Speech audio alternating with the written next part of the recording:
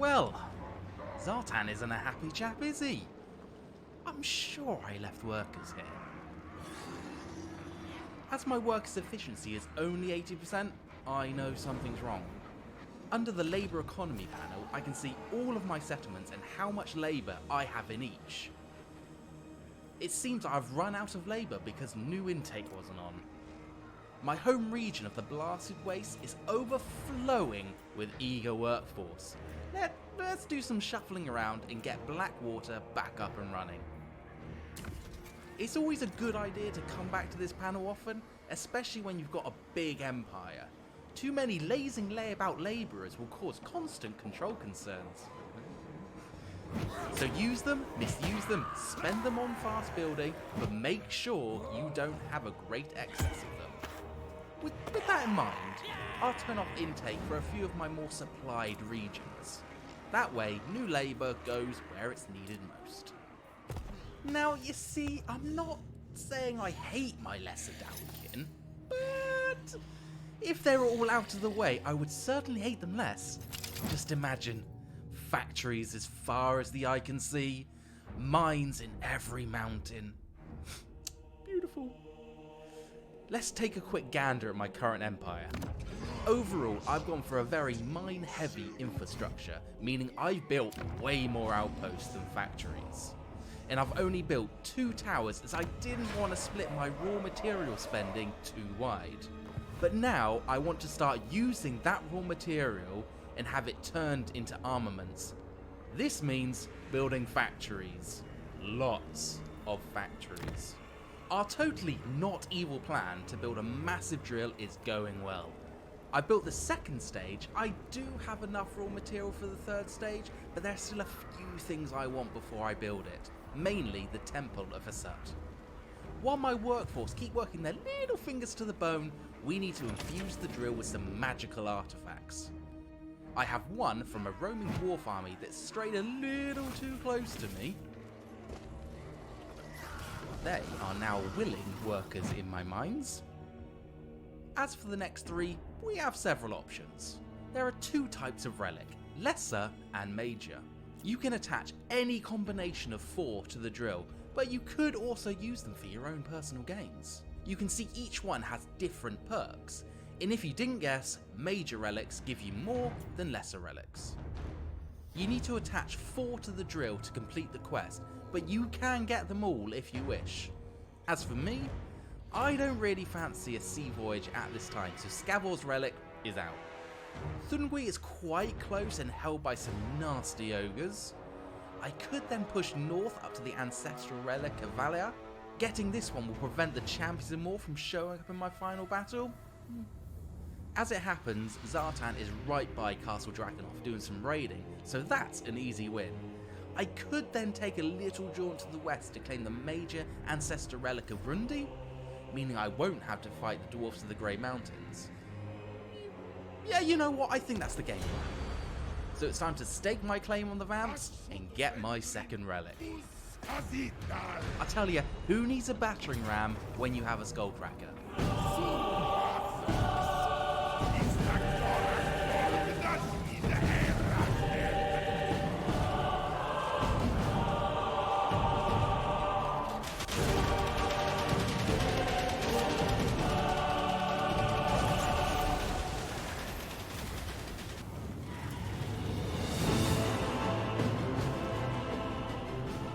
Zhatan loves getting his axe messy, so he will charge headlong into the defenders on the wall, while Pitok will cause as much damage as possible with spells.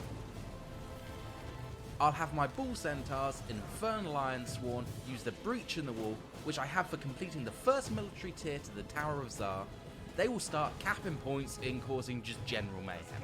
Time to move my army up, ready for when the Skullcracker breaks down the gate. That was fast. In you go, lads.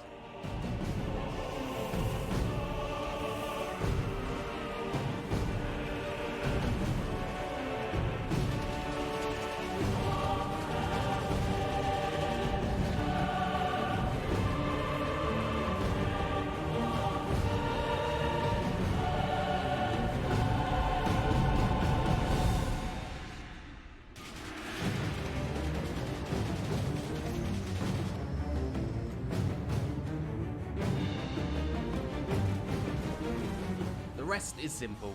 Flood the city with troops, capture the points, wipe out any form of resistance, and it's game over for the vamps.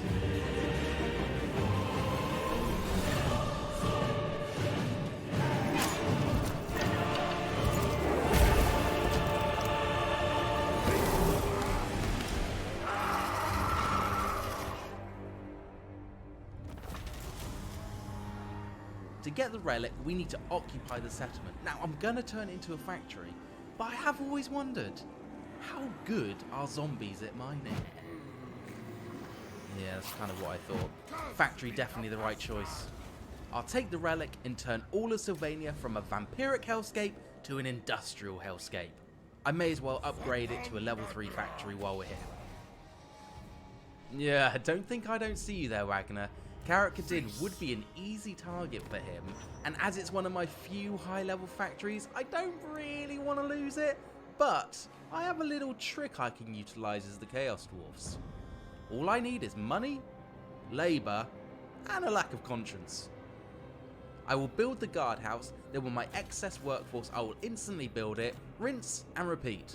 Now that should stand against Pointy Tooth and his merry band of brainless followers. Our second Lord, Zul, has been gleefully burning the Eastern Oblast, providing us with a ton of labour and raw materials. I may move him south to help Zhatan, but for now, he can continue to sack settlements and bring in more labour. They're not the strongest army, but the look on their little faces they burn settlements to the ground really warms the heart. And finally, I can introduce our newest army, commanded by the one, the only,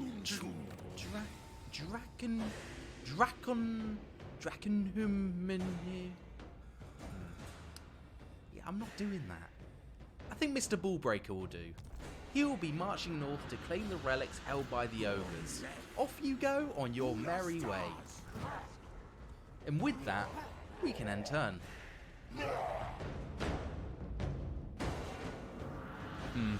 Looks like Wagner wasn't quite put off by our garrison. Thankfully, we put ourselves in a position where if we sally out and meet him, we should be able to take him on.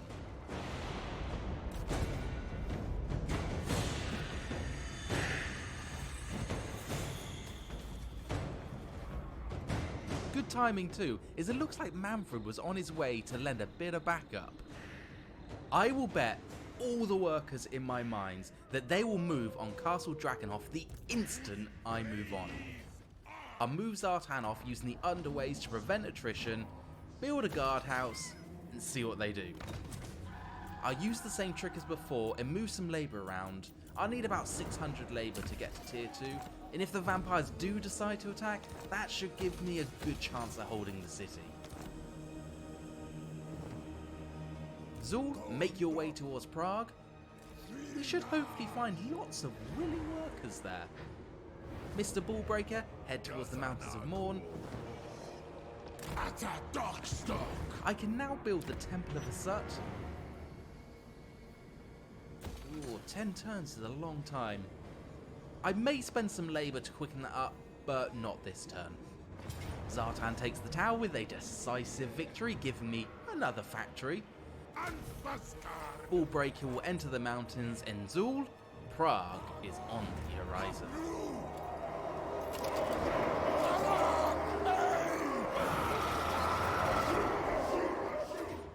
Right, yeah, here we go. We've been attacked by Ostland. Valiant defeat. Oh, come on. Well, you win some, you lose some. Zhatan, back you go.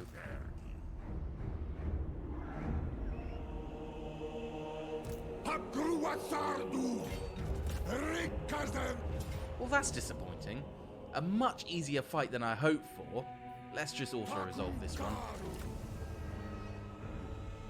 Should I turn Prague into a factory?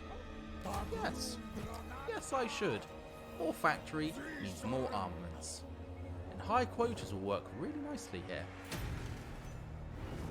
Bullbreaker keeps going north, crossing into ogre territory. And I think I'll start on the drill now, as it may take several turns. I will also turn intake back on for the blasted wastes, and quickly build the temple. It puts my overall efficiency down a little, but it's easily sorted. We can send out a convoy to get some more labourers. This is like playing whack-a-mole. Having taken Zhatan out of the tower, the Vamps has now taken that too. I think the Empire and Vampire Counts have this strange alliance going on that I don't know about. They only sacked it. Let's go ahead and take back Castle Drakenhof, and then time to clear out this area. Zul, you can head south via Kislev and attack the Drakenhof Conclave from the north.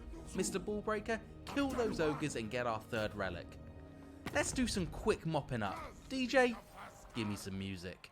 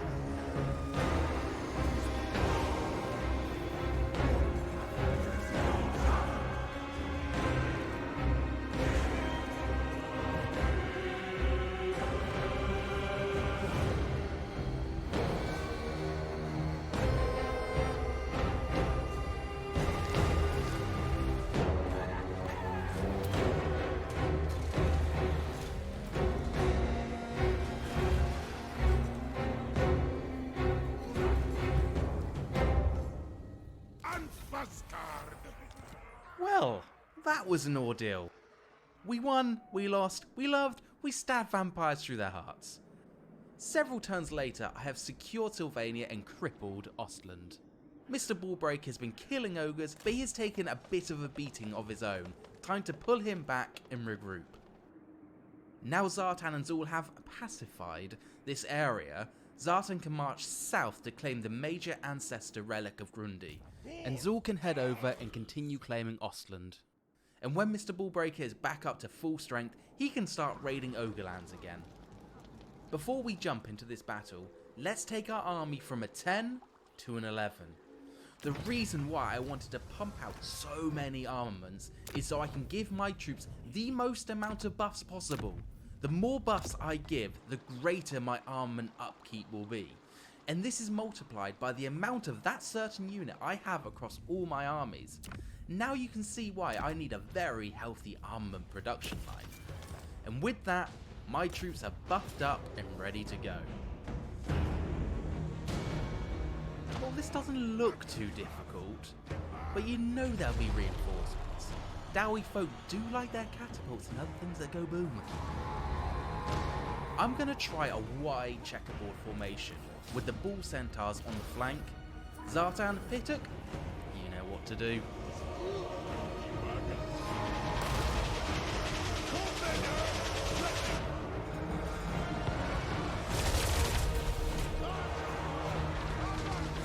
Well, that worked out better than I thought. The bull centaurs can mop up some of the stragglers.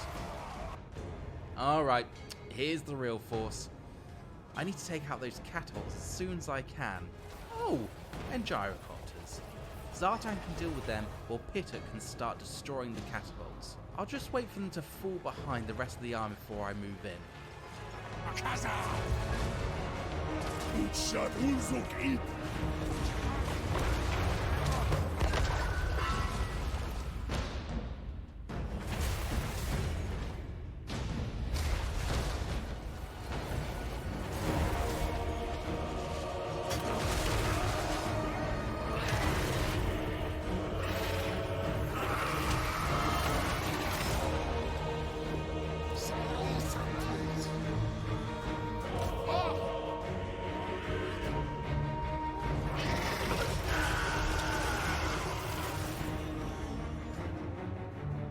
And there we go. Hittook took a little beating, but not too bad. And with that, my collection of relics is done. We have reached our goal. Now we have our final battle. But you may notice, I have a 5th relic. I secretly sent Mr. Ballbreaker up to the ancestral relic of Valia. As Zhatan likes being in the fight, I thought I'd give him a shiny new ability to help him put those Dowie in their place. All that's left now is to jump into this final battle.